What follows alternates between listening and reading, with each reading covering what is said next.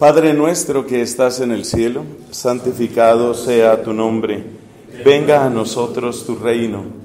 Hágase tu voluntad en la tierra como en el cielo. Danos hoy nuestro pan de cada día. Perdona nuestras ofensas, como también nosotros perdonamos a los que nos ofenden. No nos dejes caer en tentación y líbranos del mal. Amigos queridos, después de nuestra parte epistemológica, es decir, de esa crítica del conocimiento que hemos hecho con respecto a la teología moral, es conveniente tener un panorama de cuáles son las preguntas fundamentales. Vamos a ver en esta oportunidad 10 de esas preguntas que considero que son esenciales para la reflexión moral. La primera, por supuesto, es muy sencilla, muy profunda y muy difícil. Primera pregunta: ¿existen lo bueno y lo malo? Y ahí mismo, ¿se pueden conocer? Esa es la primera pregunta. ¿Lo bueno y lo malo existen? ¿Existen lo bueno y lo malo? ¿Se pueden conocer? Observemos que al preguntar por la existencia, estamos también preguntando por el conocimiento. Es decir, no solo si existen en sí mismos o en sí mismas estas realidades, sino también si nosotros podemos acceder a ellas. Observe también que esta pregunta es imposible de responder desde el ámbito de la sola ciencia. La ciencia es incapaz de responder sobre lo que es bueno y lo que es malo. La ciencia lo que puede hacer es describir y relacionar causas o relacionar hechos o relacionar ecuaciones. La ciencia puede escribir, la ciencia puede relacionar, pero la ciencia no puede definir lo bueno y lo malo. ¿Por qué? Porque nos vamos a dar cuenta al examinar esta pregunta que toda afirmación de que lo bueno es bueno reposa sobre la afirmación de que es bueno ser. ¿Ser es bueno? La ciencia no puede responder a eso. ¿Por qué? Porque la ciencia opera sobre el supuesto del ser. Esas frases yo quisiera que ustedes las asimilaran bien, porque hay muchos malos entendidos con respecto a la ciencia. Y como ha desaparecido del discurso público prácticamente toda filosofía y toda religión, entonces la gente cree que la ciencia basta para establecer lo bueno y lo malo. Pero no es cierto. ¿Por qué? Porque la ciencia opera sobre el supuesto del ser. No existe ciencia del no ser. Oiga esa frase: no existe ciencia del no ser. Por consiguiente, la ciencia opera sobre el supuesto del ser. Hay un chiste malo y viejo que habla de dos amigos y uno de ellos mueve sus manos como si estuviera agarrando cosas y el otro le dice: ¿y tú qué haces? Y el primero responde: estoy agarrando pispirispis. Y el otro le dice: pispirispis. ¿Y cómo son los pispirispis? No sé, porque no he agarrado el primero. Entonces no existe ciencia de los pispirispis. Eso no existe. La ciencia opera sobre el supuesto del ser. Por eso, la ciencia no tiene capacidad de discernir entre el ser y el no ser. Y por eso, la ciencia no tiene capacidad para decir si es mejor vivir o morir. Y si la ciencia no puede discernir si es mejor vivir o morir, si es mejor existir o no existir, entonces el primero de los preceptos morales o el primero de los derechos del ser humano desaparece. Porque ¿cuál es el primero de los derechos humanos? Pues la vida. Ese es el primero, la vida. Pero si resulta que tú no tienes manera de argumentar si es bueno vivir o no vivir, entonces, ¿por qué tendría yo que respetar la vida suya si la vida suya no necesariamente es un bien? Entonces, esta pregunta es clave no solamente por su profundidad y carácter fundante, sino que es clave porque es la que nos ayuda a distinguir qué tipo de disciplina intelectual es necesaria para la teología moral. Y ya por lo pronto nos damos cuenta de que la ciencia no es. ¿Quiere decir que la ciencia es inútil para el conocimiento moral? Por supuesto que no. Porque la ciencia puede iluminar lo que es. Si a esa luz que da la ciencia sobre lo que sucede en el ser, yo le puedo añadir un criterio moral básico, entonces puedo encontrar distintas conclusiones. Examinemos un caso en el que esto sucede, para que se entienda la gravedad y la profundidad que tiene esa primera pregunta. Examinemos este caso. Tomamos lo que fue un tratamiento médico en una época. Para tratar los casos severos de epilepsia, en un tiempo se pensó que se podía utilizar una operación quirúrgica drástica que se llama lobotomía y que consiste en que se hace una sección, un corte entre los dos hemisferios del cerebro. El cerebro tiene dos hemisferios que están unidos por lo que podríamos llamar informalmente un manojo de tejido nervioso que es llamado el cuerpo calloso. Entonces, en estas operaciones drásticas para tratar la epilepsia se cortaba ese cuerpo calloso. ¿Para qué? Para impedir que las tormentas eléctricas que caracterizan a la epilepsia se rieguen por toda la corteza cerebral. Es decir, como una manera de disminuir la intensidad o la propagación de ese fenómeno neurológico y eléctrico. Bueno, ¿y qué pasó? Pues pasó que ese tratamiento se hizo con relativo éxito en algunas personas o no éxito en otras. Pero la ciencia, ahí es donde viene la parte de la ciencia empezó a mostrar que eso tenía otro tipo de consecuencias. Entonces, al mostrarse las consecuencias que eso trae para otras personas, al hacer claridad sobre las consecuencias que esto trae para otras personas, ahí también se vio el daño que se podía causar a la persona con esa intervención. ¿Y por qué se habla de un daño? Bueno, eso va a aparecer en las otras preguntas. Es decir, ¿cómo vamos a definir qué es un daño y qué es un bien? ¿Eso se puede definir? ¿Quién lo puede determinar? Esa va a ser otra de las preguntas. Entonces, la primera pregunta, aquí estamos solo haciendo la introducción a todo el tema. La primera pregunta es si existe lo bueno y lo malo y si se puede conocer. Y me interesaba que la planteáramos porque esa es la pregunta que nos ayuda a descubrir los límites de la ciencia en este campo. La ciencia puede iluminar lo que va a suceder. La ciencia puede iluminar cómo se hacen las cosas.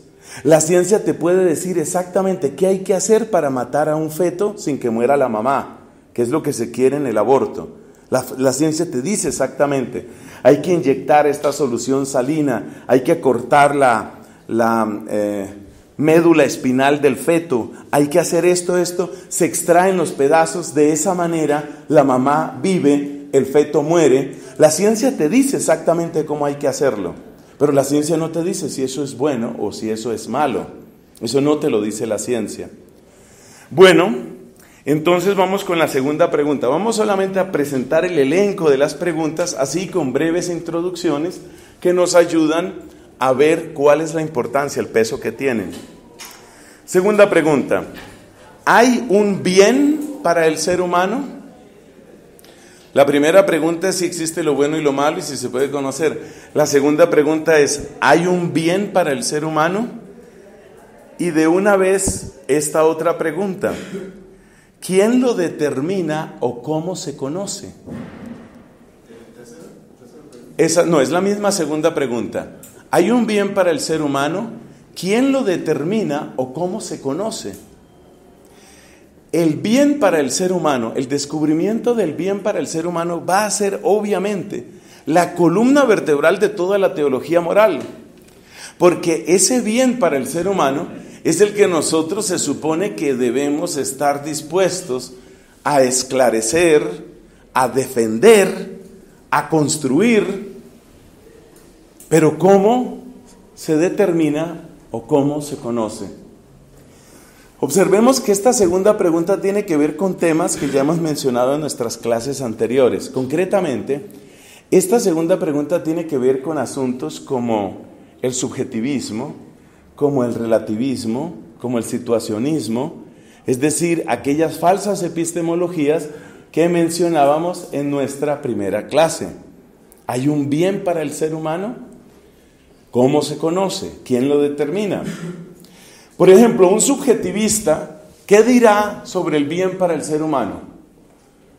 ¿Hay un bien para el ser humano? El subjetivista respondería esto, sí. ¿Y cuál es el bien para el ser humano? Lo que cada uno diga. Punto. No te metas con eso. Si esa persona se siente feliz con eso, pues que lo haga. Si el otro no le gusta vainilla, sino que le gusta ron con pasas, pues ron con pasas para él. Resuelto el problema. Esa sería la respuesta subjetivista. Entonces es muy interesante este tipo de pregunta porque nos ayuda a descubrir las distintas escuelas de pensamiento. Por ejemplo, ¿te acuerdas que hablábamos del positivismo jurídico?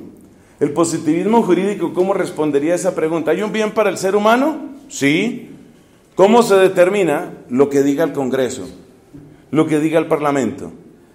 Entonces, el Congreso dice que es bueno para la sociedad que el Estado pague los abortos de las mujeres que así lo soliciten, porque consideramos que es un bien para la mujer que ella pueda tener plena disposición de su embarazo. Eso es lo que nosotros consideramos. Por consiguiente, ese es el bien. Fíjate que cada escuela moral tiene una respuesta para esto. Entonces, cuando uno estudia teología moral, ¿qué es lo que uno está haciendo? Algo parecido a lo que uno hace cuando estudia filosofía. Esclarecer las presunciones tácitas con las que uno ha funcionado. Uno ha funcionado con la idea de que bueno es lo que cada quien quiera mientras no se meta con nadie más. Yo he funcionado así.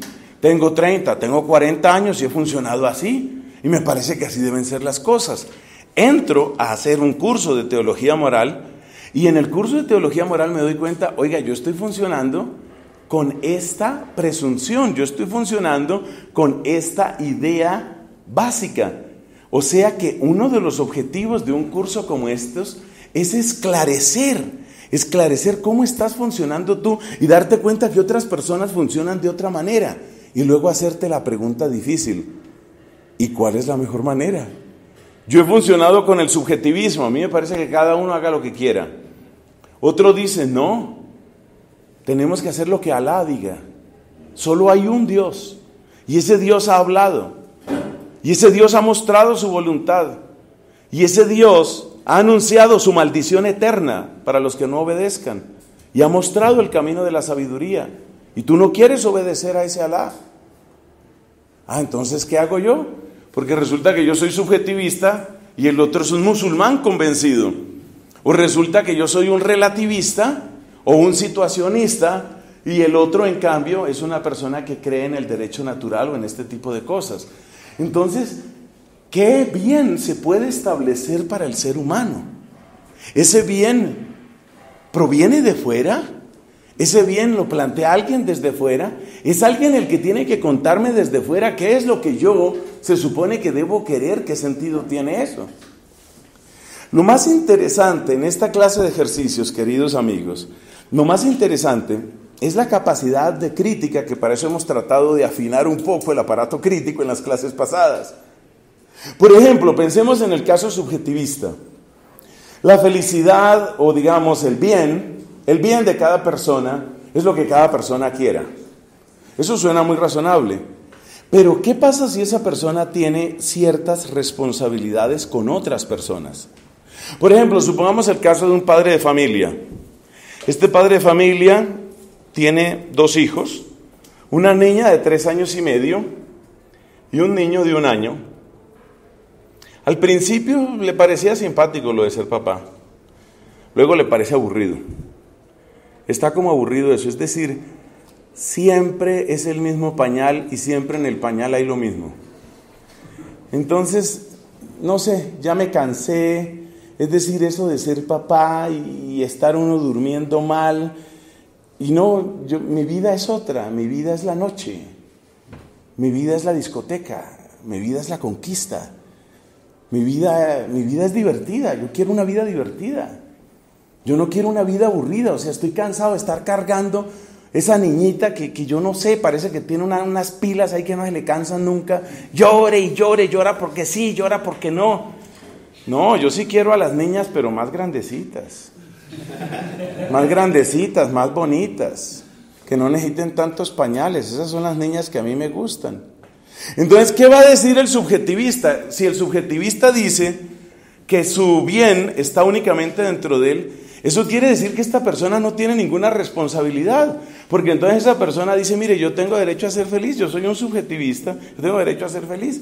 Como tengo derecho a ser feliz, entonces yo no voy a seguir atado a 2 bebés y sobre todo a una señora que en Colombia se dice, aquí para mis amigos extranjeros, a veces se utiliza la palabra vieja, pero vieja no es que sea una señora de muchos años, sino que es un modo a veces despectivo de decir una mujer.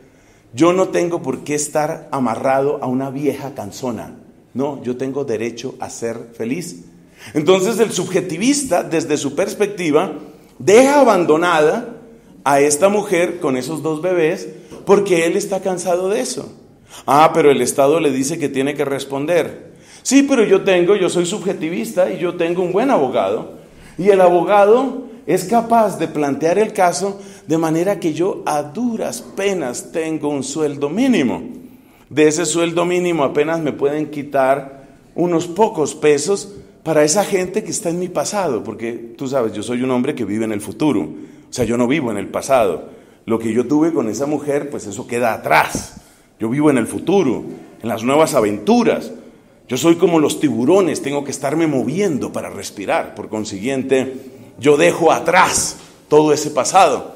Entonces uno se da cuenta que esa teoría de teología moral o ese modo de moralidad es supremamente cómodo para esa persona, pero va dejando un rastro de destrucción para otras personas. Y ni siquiera la ley sirve, porque ustedes y yo conocemos personas que son muy hábiles para utilizar la ley, de tal manera que no pagan lo que tienen que pagar, no ayudan como tienen que ayudar. Entonces este señor, que está ganando 7, 8 millones de pesos al mes, legalmente se registra, logra a través de sus abogados astutos aparecer como una persona con un sueldo mínimo y termina dando a esos bebés canzones y a esa vieja tonta, así la llama él, termina dándoles 200, 300 mil pesos y le queda suficiente dinero para sus nuevas vacaciones y para pasarla bien con esas niñas que son las que a él le gustan. Entonces uno se pregunta, ¿eso es moral? ¿Eso es correcto? Y sin embargo, eso es lo que esa persona ha establecido como bueno. Entonces, cuando uno dice, no, simplemente que cada uno haga lo que le parezca. Que cada uno haga lo que le parezca. ¿Y cómo defiendes tú la sociedad de los abusadores? ¿O no te importan los abusadores? Porque si a ti no te importan, resulta que a muchos de nosotros sí que nos importan. Porque vemos el rastro de desastre, de dolor, de injusticia que van dejando esas personas. O te planteo otro caso, yo soy un subjetivista, a mí lo que me interesa es lo mío, y como me interesa lo mío, a mí lo que me interesa es mi carrera política, y como mi carrera política está en peligro, entonces si tengo que sobornar, soborno, si tengo que mentir, miento, si tengo que pasar por una alcaldía robando, pues es parte de mi felicidad, porque si no robo todo eso, entonces, ¿cómo creen que después voy a ser presidente de la República? Entonces yo quiero mi felicidad, yo quiero mi bien, y mi bien es ser presidente de la República. Si tú quieres ser presidente de la República, tú a tu manera, vete tú con tus puercos asquerosos principios, haz lo que a ti se te dé la puerca gana, yo buscaré lo mío como yo quiera.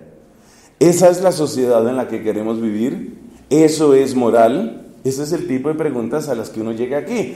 Aquí podríamos poner muchas otras alternativas, podríamos poner también el caso de las personas que seguían por la moda, seguían por lo corriente, seguían por la tendencia de mayor fuerza en el tiempo en el que estamos. O sea que esta es otra pregunta muy importante. Vamos a ver otra, pregunta número 3. Si existe ese bien del que hablábamos en la pregunta número 2, si existe ese bien, ¿se puede alcanzar? Esa pregunta es importante porque esa pregunta, aquí puedes escribir un poquito más hacia acá, exactamente. Si existe ese bien, se puede alcanzar. Es importante esa pregunta porque esto nos lleva a ciertas corrientes literarias y filosóficas, concretamente las corrientes nadaístas, las corrientes anarquistas, las corrientes de pesimismo extremo. Hay corrientes de pesimismo extremo que tienen una cierta popularidad en algunos jóvenes ilustrados. Hay un autor, por ejemplo, que tiene cierta popularidad. Ese autor se llama Arthur Schopenhauer. Arthur Schopenhauer, el del mundo como voluntad y representación. Arthur Schopenhauer tiene un tono bastante negativo en muchos de sus escritos, o uno puede encontrar una persona como Jean-Paul Sartre, que escribe su obra con el título La náusea. Uno puede encontrarse existencialistas de corte ateo que dicen el ser humano ha sido arrojado a la existencia. Yo no pedí que me trajeran aquí. La vida es un absurdo. Un filósofo y literato como Albert Camus, se escribe Camus por supuesto, Albert Camus escribe y él dice que lo máximo que se le puede pedir a la vida es el mito de Sísifo. Sísifo. ¿Quién fue Sísifo en la mitología griega? Sísifo fue un hombre que fue condenado a subir una piedra, una pesada piedra por una larga y empinada colina. Él tenía que empujar esa piedra con gran esfuerzo, pero cuando llegaba la piedra a la cima o cerca de la cima, se rodaba. Y otra vez Sísifo tenía que volver a empezar y el ciclo se repetiría por los siglos de los siglos. Entonces, para Albert Camus, la vida humana es eso. Entonces, Albert Camus no proclama el suicidio, no proclama la anarquía, pero sí proclama una especie de sinrazón del esfuerzo humano. Y sin embargo, dentro de esa sinrazón, la propuesta que él hace, por lo menos en algunas de sus obras, es finalmente una propuesta de tipo estoico, es decir, aguante, ¿no? Como me decía un amigo allá en Irlanda, ¿no? Bend down and push forward, ¿no? Inclínese y empuje, y eso se vuelve la vida. Bueno, esa es la moral es eso. O sea, yo puedo proclamar eso como moral. Si existe ese bien, se puede alcanzar. El romanticismo, como corriente literaria e incluso filosófica, ha tenido también algunos elementos interesantes con respecto a esta pregunta, porque ustedes se han dado cuenta que una gran parte del pensamiento romántico termina finalmente en decisiones de suicidio. Es decir, la vida finalmente, la vida no es lo que es, la vida hubiera podido ser. Yo hubiera podido ser feliz si tan solo Julieta hubiera sido mía, pero fue imposible. Por eso, en mi calidad de Romeo, me suicido. Es decir, la vida no alcanza, el bien verdadero no alcanza. Hay una epidemia de suicidios hoy en el mundo, ¿no? De esto se habla poco, pero hay una epidemia grave de suicidios en todas partes. Cada vez la edad donde empiezan los suicidios baja más. Y esto tiene mucho que ver con lo que aquí aparece. Yo creía que existía un bien, yo sé que ese bien existe, pero sé que ese bien jamás lo podré alcanzar. Se han dado incluso algunos casos de personas que con una motivación religiosa, cristianos, católicos, que con una motivación religiosa entran en esa desesperación y llegan incluso al suicidio. Hace unos años fue dramático el caso de un monje de clausura que finalmente decidió quitarse la vida. Todo indica que él lo que estaba pensando era que sí existía un bien maravilloso que hubiera sido, qué sé yo, la virtud, la santidad, pero allá no va a llegar nadie. ¿Por qué? Porque este mundo está podrido, porque esta iglesia católica es una gran hipocresía, porque todo está podrido, tan podrido, que no vale la pena hacer nada. Entonces la persona sí cree que existe un bien, pero no cree que ese bien se pueda alcanzar. A veces, cuando la persona niega que un bien se pueda alcanzar, entonces se resigna.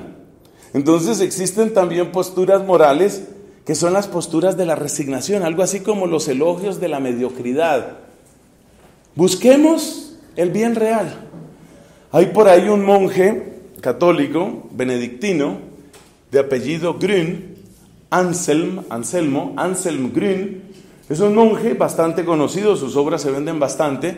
Y una de las características de Anselm Grün en algunas de sus obras es que él plantea una especie de espiritualidad de la mediocridad. Entonces, la vida espiritual, según él, no es esas cosas que a veces se oyen en los manuales de perfección o en las vidas de los santos.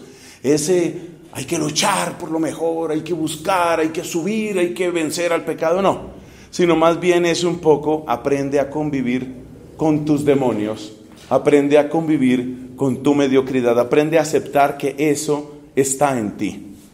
Entonces se va difundiendo una teología moral que se presenta como más humana. Algo así como que la teología esa de la perfección, como la del famoso jesuita Alonso Rodríguez, la teología de la perfección, como lo que predicaba este famoso dominico Antonio Rollo Marín, que tiene una obra que se llama así, Teología de la Perfección Cristiana. Esa teología de la perfección cristiana, que tú vas a vencer tus vicios y vas a crecer en los dones del Espíritu. Ay, bueno, digamos que sí, para leerlo, para entretenerse un poco puede ser, pero nadie va a llegar allá. Entonces, en realidad, ¿qué tenemos que hacer? Aprender a convivir con nuestra mediocridad. Usted es un sacerdote mediocre que le da los sacramentos a unos fieles que hacen lo que pueden, ellos hacen lo que pueden, es decir, el bien alcanzable por las personas. Entonces, si por ejemplo la persona realmente no puede salir de su adulterio, pues no puede salir de su adulterio. Entonces tenemos que admitir que sí, ese adulterio estará con esa persona y bueno, pues el sacerdote pues debe entender que no va a salir del adulterio, ¿no? Entonces, realmente eso tiene que ver con esto, tiene que ver con esta pregunta. ¿Es alcanzable ese bien? ¿O es una especie de fábula que nosotros nos estamos contando y repitiendo una y otra vez? La palabra fábula es una palabra casi insultante, pero es la palabra que a veces le viene a uno a la mente, sobre todo cuando uno lee algunas vidas de santos. Resulta que en la época de mi querida amiga Santa Catalina de Siena, era muy común una obra que se llamaba La Leyenda Áurea.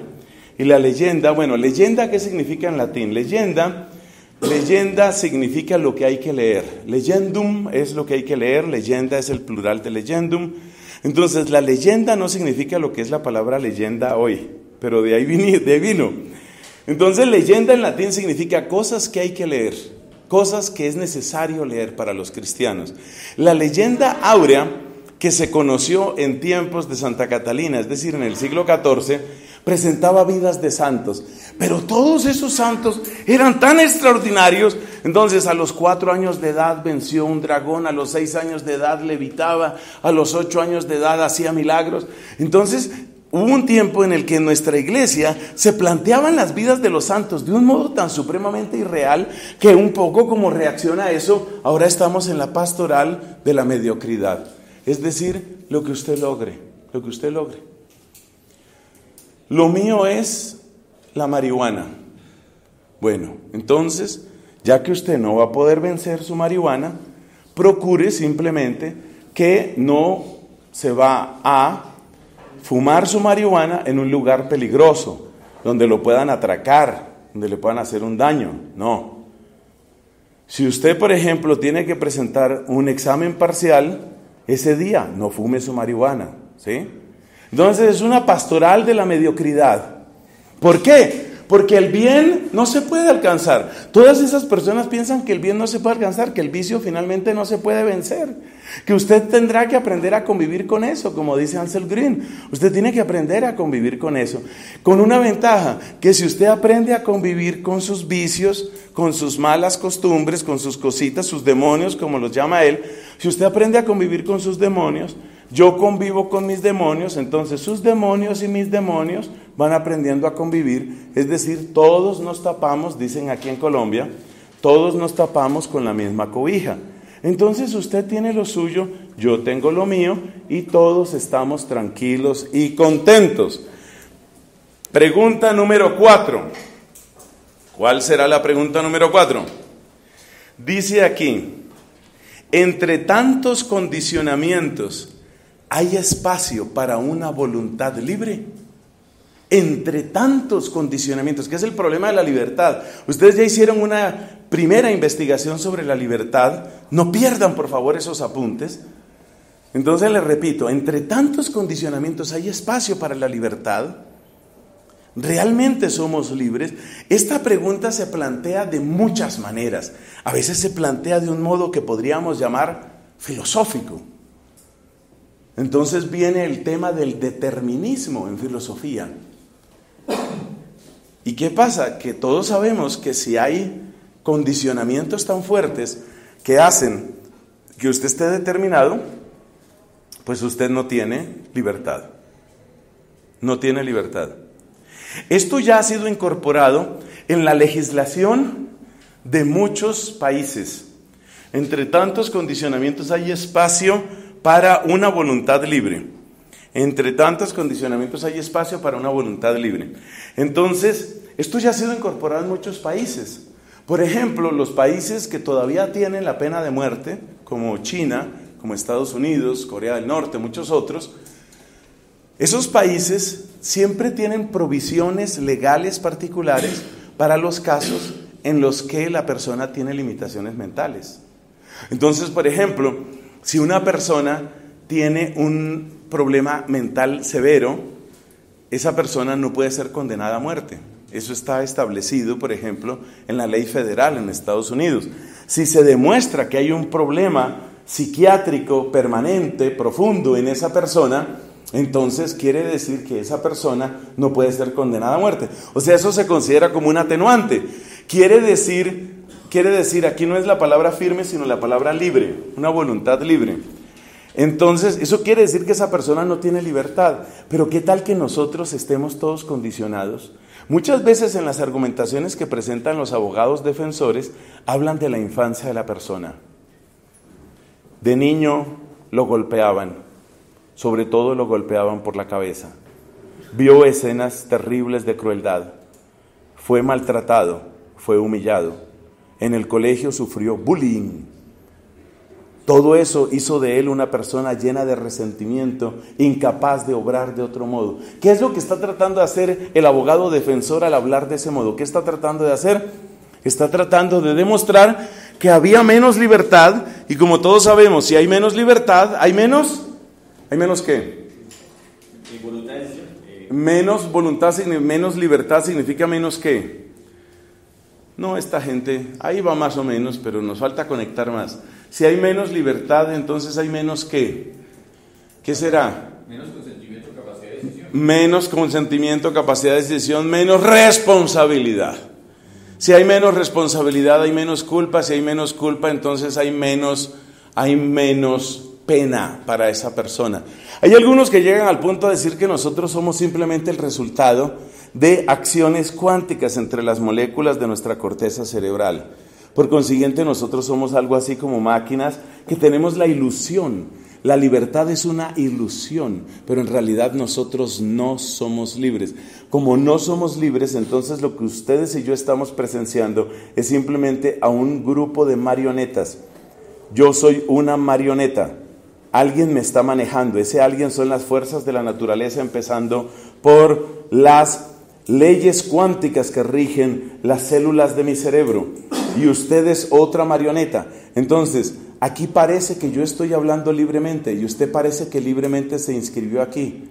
Pero resulta que usted no se inscribió libremente. De hecho, cuando miro su cara, a veces pienso que esa teoría tiene... Bueno, entonces, usted se da cuenta que ahí aparece... Usted se da cuenta que ahí aparece el tema de que no hay libertad. ¿Y qué tal que no hubiera ninguna libertad? Posiblemente no hay ninguna libertad. Posiblemente no hay ninguna libertad. Eso es lo que proponen estos. ¿Cómo se demuestra que nosotros tenemos libertad? Que realmente la tenemos.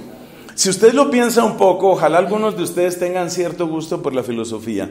Si usted lo piensa un poco, es difícil tratar de demostrar que sí existe libertad. De hecho, miren la palabra determinismo en español, muy similar en inglés. Hay muchos más artículos en inglés en internet, determinism. Si usted busca determinismo en internet, en artículos de filosofía y de ciencia, hay cosas realmente escalofriantes en ese tipo de análisis. Hace unos años, unos investigadores hicieron un análisis sobre si uno realmente decidía libremente o no decidía libremente. Y para eso hicieron el siguiente experimento. Vamos a gastar unos 2 minutos explicando este experimento, que es fascinante porque es uno de los argumentos principales en la ciencia contemporánea para decir, usted no tiene libertad, usted cree que tiene libertad, pero no la tiene. Bueno, ¿qué hicieron ellos? Los investigadores, como van a tratar con el cerebro humano, entonces le ponen una cantidad de electrodos a la persona en la cabeza. Pero esos electrodos no están puestos al azar, esos electrodos están puestos para investigar zonas específicas del cerebro, obviamente. Y entonces le piden a la persona que haga un ejercicio muy sencillo. El ejercicio equivale a lo que yo le voy a decir. No sé si fue exactamente esto, pero es algo tan simple como lo que yo le voy a decir. Lo que hicieron fue presentarle a la persona una pantalla. En esa pantalla salían 2 figuras. Entonces aquí está la pantalla y en la pantalla salían 2 figuras.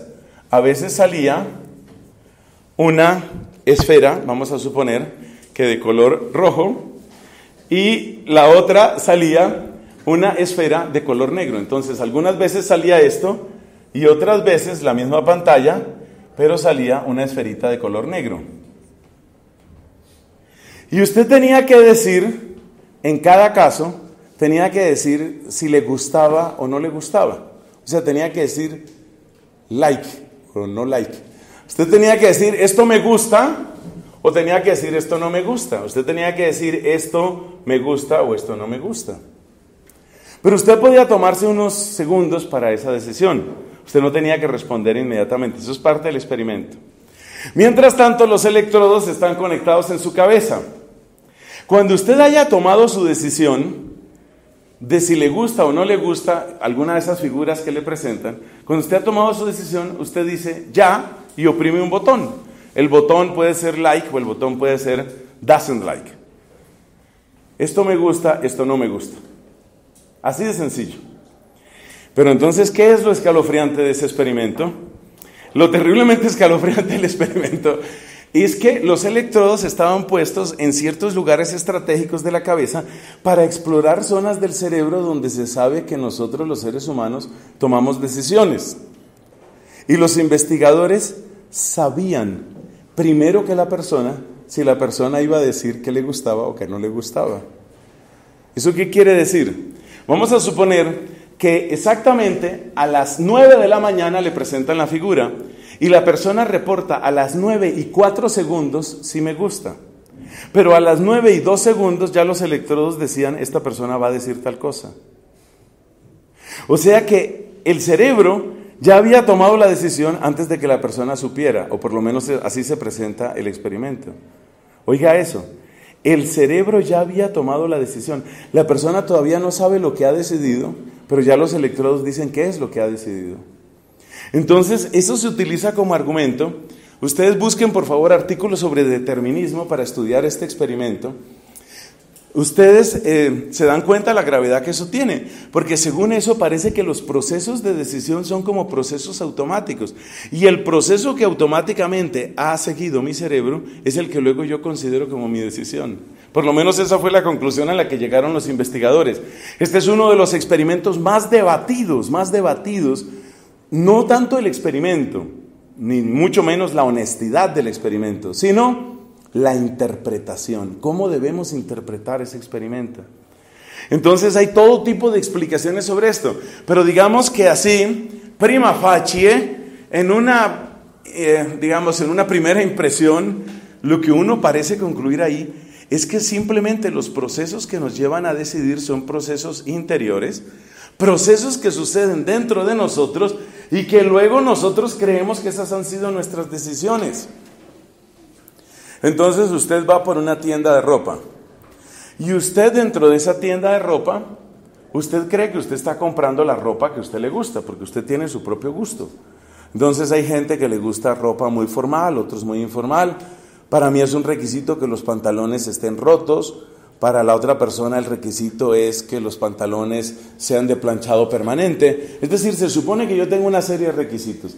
Y se supone que el mercado me crea la ilusión de que yo soy una persona libre y que como persona libre yo voy decidiendo. Pero ¿qué tal que no? ¿Qué tal que no? ¿Qué tal que esas decisiones ya vayan sucediendo? Sobre todo por un aspecto, porque aquí entra también el tema de la comunicación subliminal. ¿No será que lo que yo creo que estoy decidiendo libremente, alguien lo está manejando? Alguien que tiene manera de acceder a esas zonas de mi cerebro en las cuales se toman las decisiones. Y yo creo que estoy decidiendo libremente. Si usted le pregunta, por ejemplo, a los jóvenes que compran, hay un gran porcentaje de jóvenes que en un determinado momento compran el mismo tipo de zapatos, tenis que llamamos aquí en Colombia. En otros lugares llaman a eso zapatillas, en inglés llaman a eso sneakers. Entonces usted compra zapatos tenis y usted de pronto observa, usted como observador externo se da cuenta de algo. El 60% de los adolescentes en Bogotá están comprando esos tenis. Pero usted entrevista a uno de esos jóvenes, oiga muchacho, venga. Sí, ¿qué quiere? No, solo hacerle una pregunta. ¿Usted quién le mandó a comprar esos tenis? ¿Qué le pasa? Nadie me mandó. Yo decidí. El 60% de los adolescentes compra los mismos tenis, pero cada uno de ellos dice, yo fui libre al comprar mis tenis. ¿Estás seguro de que fuiste libre? O sea, todos fueron libres y todos eligieron lo mismo. ¿Y qué tal que eso no suceda con unos tenis? ¿Qué tal que eso suceda con un partido político que nos va a gobernar? ¿Qué tal que eso suceda con la aprobación de una ley que, por ejemplo, redefine el sistema tributario de mi país? ¿Qué tal que sea eso? ¿Qué tal que eso redefina la manera como se comunica la información? Entonces, ¿somos realmente libres? ¿Se puede trabajar para crecer en la libertad? Son preguntas interesantes que nos presenta la teología moral. Quinta pregunta. ¿Puede uno ser libre y sin embargo estar obligado a ser bueno? ¿Puede uno ser libre y sin embargo estar obligado a ser bueno? O sea, si yo soy libre, ¿por qué no me dejan ser malo? De hecho, esa es la gran pregunta que se hacen los psicópatas. ¿Por qué no me dejan ser malo? O sea, lo que usted llama malo, ¿por qué no me deja hacerlo a mí? ¿Puede uno ser libre y sin embargo estar obligado a ser bueno? Para mí la libertad es hacer lo que yo quiera. Hacer lo que yo quiera. Entonces, ¿de dónde surge la obligación? La obligación de ser bueno. ¿Por qué me obligan a ser bueno? No me interesa eso que usted llama ser bueno, no me interesa. A mí lo que me gustan son otras cosas. Lo que a usted le parece repugnante, a mí me parece excitante. Hay personajes que la historia cataloga como psicópatas o como caracteres absolutamente amorfos moralmente. Personas que han tenido ese tipo de comportamiento. Hay, por ejemplo, la historia de un hombre espantosamente sádico llamado Iván. Iván llamado el Terrible. Iván el Terrible, cuando era niño, se divertía torturando gatos y le parecía especialmente fascinante el grito del gato cuando lo estás matando. Luego entonces empezó a enfrentarse con animales más grandes, de manera que de adolescente él sentía un gran placer en enfrentarse, por ejemplo, con un mazo, con un machete, con un cuchillo, a un perro, y perros cada vez más agresivos, y sentía enorme placer de vencer al perro y sobre todo matarlo. Y así siguió, y después pues ya se imaginan cómo viene esta historia. Entonces son los seres humanos, tomar a seres humanos y torturarlos y disfrutar ese placer. O sea, estamos hablando de sadismo. Para algunas personas es un asunto simplemente de gustos. A ti te gusta caminar por un campo lleno de flores de primavera. A mí me gusta ver cómo grita la gente cuando uno la mata. O sea, tú tienes tus gustos, sí, yo tengo mis gustos.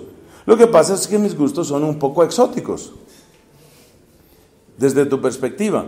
A mí me parece raro que tú disfrutes el perfume de una flor. Perfume de una flor. Bah, ¿qué perfume de qué flor?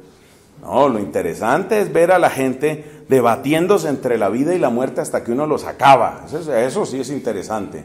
Eso sí es bonito. Entonces, ahí viene la pregunta, ¿puede uno ser libre y sin embargo estar obligado a ser bueno? Y sobre todo esta pregunta tiene mucho que ver con la ley. ¿Qué debe permitir la ley?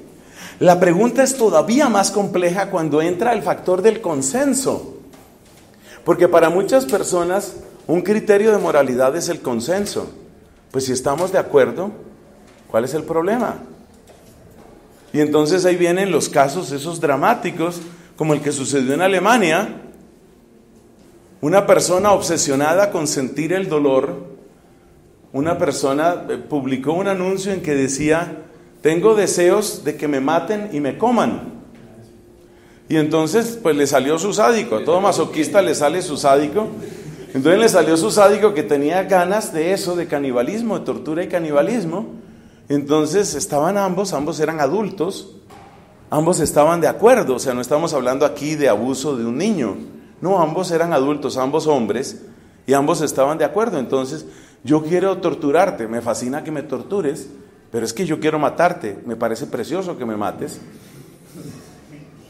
Y entonces, ¿qué? ¿El Estado debe intervenir ahí? ¿Quién debe intervenir ahí? Si esos dos se encierran, el uno a torturar al otro durante 3 días hasta que lo mata, ¿por qué el Estado tiene que intervenir ahí? Esas son preguntas a las que muchas personas no se arriesgan, preguntas en las que no piensan muchas personas, pero esas preguntas son vitales para estos temas, porque ahí es donde uno ve cuál es el verdadero rostro de algunas ideas que se han metido en nuestra sociedad. ¿Ideas como cuáles? Pues ideas como el consenso. ¿Por qué? Porque es que luego resulta que esta idea del consenso también se aplica a muchas otras cosas. Por ejemplo, los grupos de personas que se encierran para drogarse. Si yo me encierro, por ejemplo, con 6, 7 de mis amigos, nos encerramos a opio, fármacos, cocaína, en fin, lo que cada uno le parezca bien, dentro de lo legal, entre comillas, y en una de esas, ¡ay! Oiga, Laura, se murió. Bueno, pero murió haciendo lo que le gustaba. Entonces, ¿qué? ¿Eso es moral? ¿Eso es moral? ¿Eso no es moral? ¿Quién lo determina? ¿Quién lo hace prohibitivo o prohibido? Son preguntas. Sexto, ¿cómo se relaciona una voluntad libre con las pasiones? O sea, la libertad, ¿cómo funciona? ¿Soy más libre cuando tengo ira y dejo salir lo que llevo dentro? ¿Soy más libre ahí? Por ejemplo, Nietzsche tiene esa idea. Nietzsche tiene la idea de que tú eres libre cuando dejas salir lo que tienes adentro.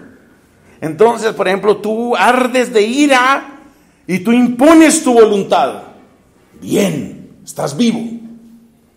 Sabemos que la filosofía de Nietzsche, pues en buena parte es una especie de vitalismo, es una especie de celebración de la vida, como él la entiende. Y para él la vida es como una especie de torrente que no puede ser manipulado, que no puede ser restringido, y en particular que no puede ser restringido por la razón, que no puede ser restringido por el deber ser. El gran enemigo de Nietzsche es el filósofo Platón.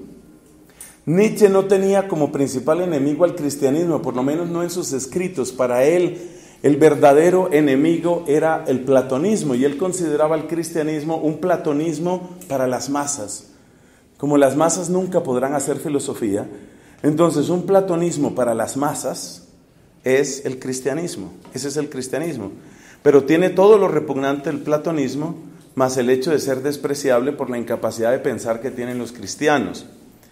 Entonces, para Nietzsche, todas esas son expresiones de Fuerza.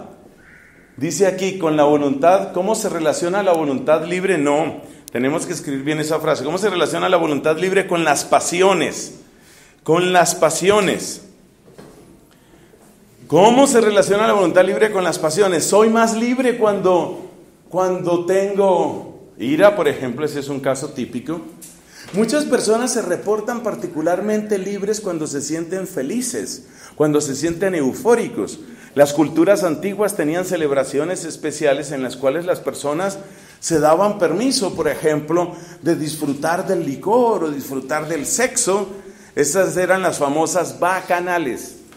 ¿Por qué se llamaban así? Porque eran las fiestas en honor de un dios llamado Baco, el dios del vino. Por eso se llamaban las bacanales, escrito con B grande, por supuesto, porque así se escribe ese dios griego, Baco.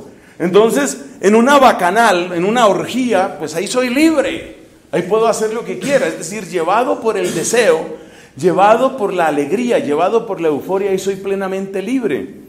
En cambio, ¿cuál es la libertad de los cristianos? Ninguna libertad, dice Nietzsche, ninguna libertad. Siempre están restringidos, pensando, ¿será bueno? ¿Será malo?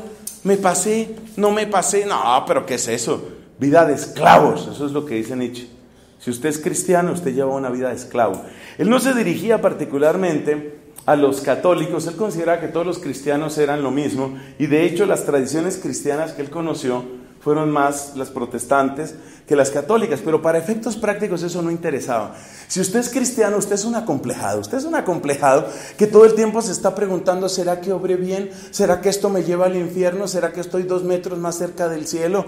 No, sea libre, disfrute con esa cara de amargado que tiene, no, disfrute, goce, deje fluir la vida. Esa es la manera de pensar de Nietzsche. En cambio, ¿qué es lo que se supone que proponen otras escuelas filosóficas? No solamente hablemos aquí de cristianismo. El estoicismo, ¿qué propone? Propone el reino del logos. Para los estoicos, lo fundamental es el logos. Logos, no entendido a la manera bíblica, aunque no está demasiado lejos, parecen algunas cosas. El logos para ellos es la ratio. La manera como tradujeron logos los estoicos latinos, ¿cuáles son? Marco Aurelio, por ejemplo, el emperador Marco Aurelio, el escritor español Séneca, el famosísimo Séneca, Cicerón, el legislador romano, esos son estoicos muy famosos. Y uno mira los escritos de ellos y para ellos lo más importante en latín es la ratio. ¿Y la razón qué es? La razón es la medida, la razón es el propósito. Si tú no tienes medidas, si tú no tienes un propósito que está de acuerdo con lo que te cuenta la naturaleza, con lo que te da la ley natural, te estás destruyendo. Entonces el estoico mira con desprecio al que se deja llevar por las pasiones.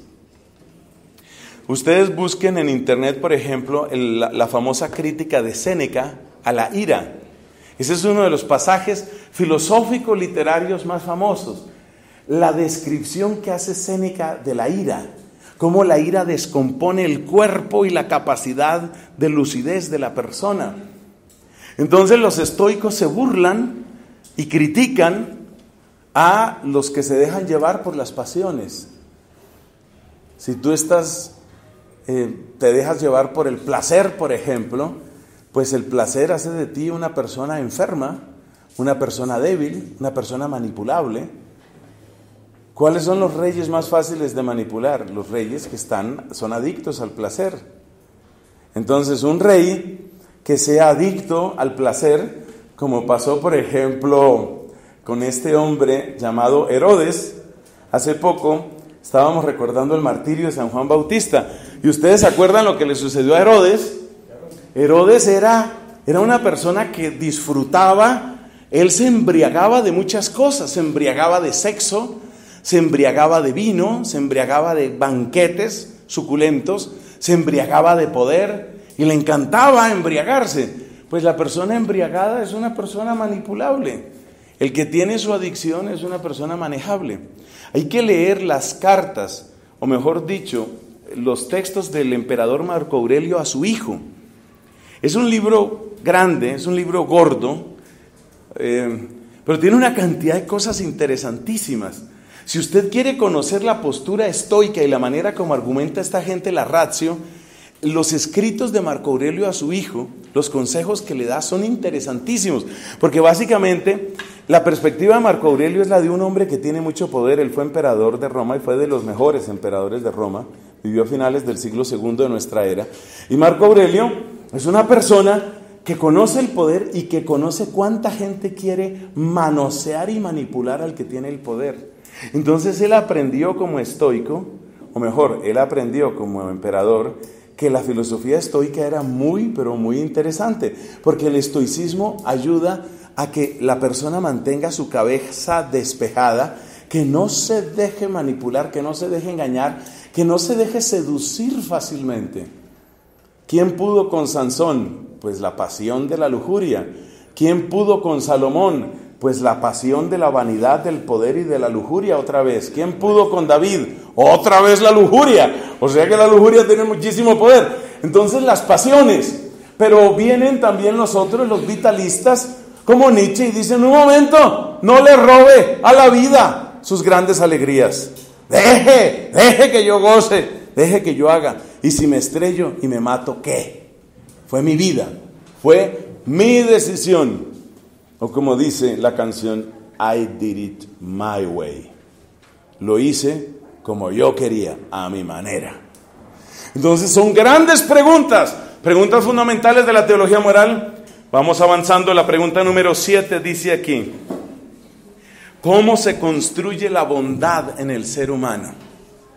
Vamos a suponer que una persona, movida por todas estas consideraciones, dice: oye, sí, de verdad, yo sí quiero mejorar. Como muchas personas quieren mejorar aspectos de su vida. Por ejemplo, usted puede estar descontento con su salud y usted se da cuenta que usted tiene mala salud porque tiene malas costumbres. Está durmiendo mal, está comiendo mal, no hace suficiente ejercicio. Entonces usted dice: yo quiero mejorar. ¿Cómo se construye la bondad? ¿Cómo se construye la bondad en el ser humano? O sea, ¿cómo llega uno a ser bueno? Esa es la pregunta. ¿Cómo se construye la bondad en el ser humano? Entonces supongamos que usted llega a una conclusión. No es solamente, oiga esto, no es solamente que yo quiero mejorar en un aspecto de mi vida. Vamos a suponer que usted se plantea esto: yo quiero mejorar en todo. Esta es una consideración muy propia de pensadores como los estoicos. Un estoico diría esto: el árbol que es bello y el árbol que es saludable no es el que crece solamente en una rama, sino el que crece en todas sus ramas. Yo quiero mejorar en todo. Quiero ser mejor ciudadano, quiero ser mejor amigo, quiero ser mejor esposo, quiero ser mejor persona, quiero ser mejor pensador, quiero tener mejor salud, quiero ser mejor. ¿Cómo se puede construir bondad en el ser humano? Esta es una pregunta que ha sido muy importante para muchos pensadores, para muchos que han sido educadores o reformadores, y por supuesto muchos dentro de la religión han planteado eso. Así, por ejemplo, ha sido tradición dentro de la Iglesia Católica hablar de 3 grandes etapas. Algunos hablan de 3 grandes caminos, pero son como caminos sucesivos. Entonces se habla de la vía purgativa, la vía iluminativa y la vía unitiva. Entonces hay un itinerario. Dentro de la espiritualidad clásica de la Iglesia Católica hay un itinerario para volverse bueno. ¿Cuál es ese itinerario? Vía purgativa, que es la etapa en la que la persona lucha sobre todo contra sus vicios y procura aclarar sus ideas, mejorar su conciencia. La vía iluminativa es el tiempo en el que la persona consolida las virtudes, particularmente aquellas que le ayudan a unirse más a Dios y servir mejor al prójimo.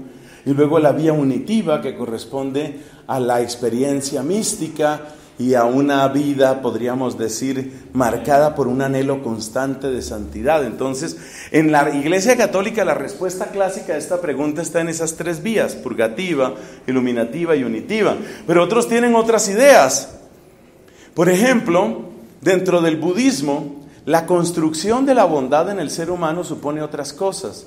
Supone primero el control, la meditación, el silencio, la desaparición del deseo, la desaparición de la ilusión del yo, hasta salir del círculo de la reencarnación, el círculo eterno de la reencarnación, la rueda del samsara. Esa es la propuesta del budismo. Entonces, cada teoría, cada religión tiene su manera de hablar sobre estos temas.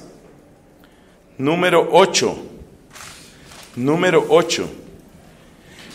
La bondad es solo exterior. ¿La bondad existe exteriormente o es solo interior? ¿La bondad existe exteriormente o es solo interior? Pregunta que es muy importante, porque eso quiere decir, ¿yo puedo saber si una persona es buena o es mala? ¿O tengo siempre que detenerme y decir, no sé, quién sabe cómo será por allá adentro?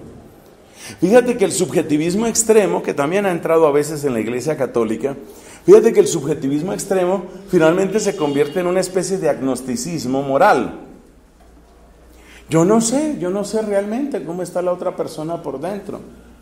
Porque la bondad es algo solo interior o es algo que se puede detectar también exteriormente. La respuesta clásica dentro de la filosofía aristotélica, incluso dentro del platonismo, también dentro del estoicismo y también en el estilo moral de Santo Tomás de Aquino, es que la bondad no solamente existe exteriormente,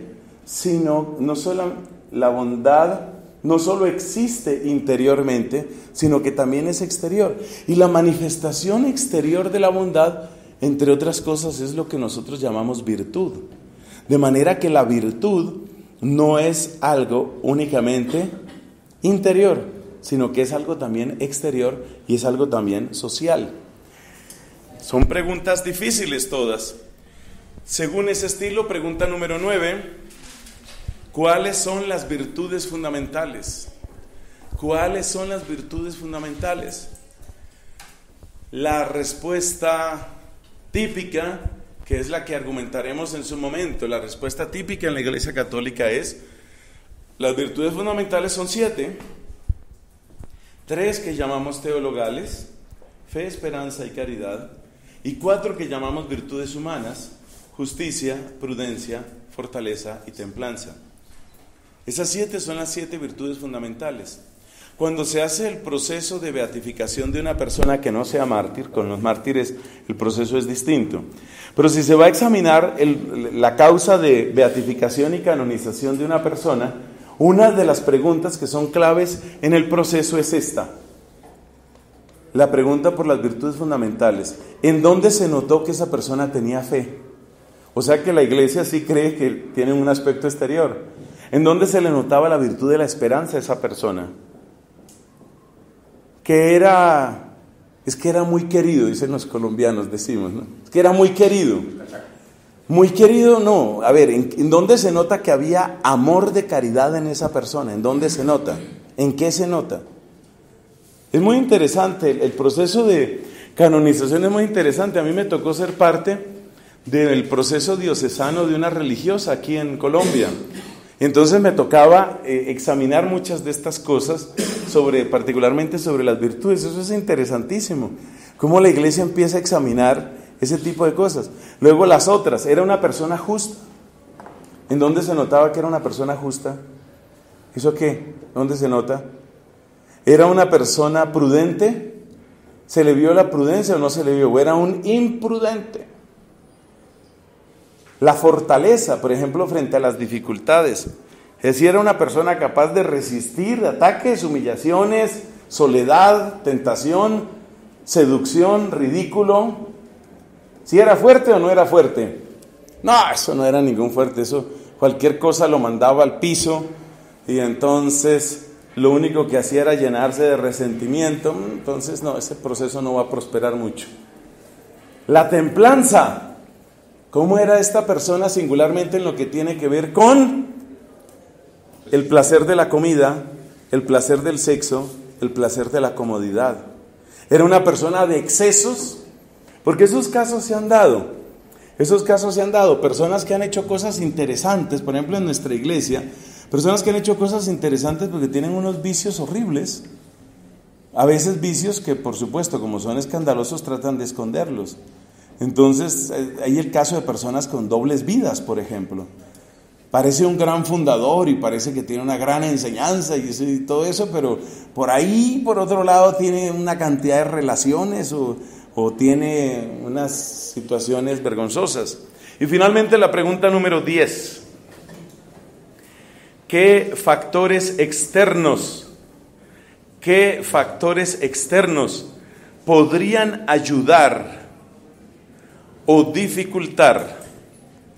¿Qué factores externos podrían ayudar o dificultar que se alcance el bien propiamente humano? Factores externos.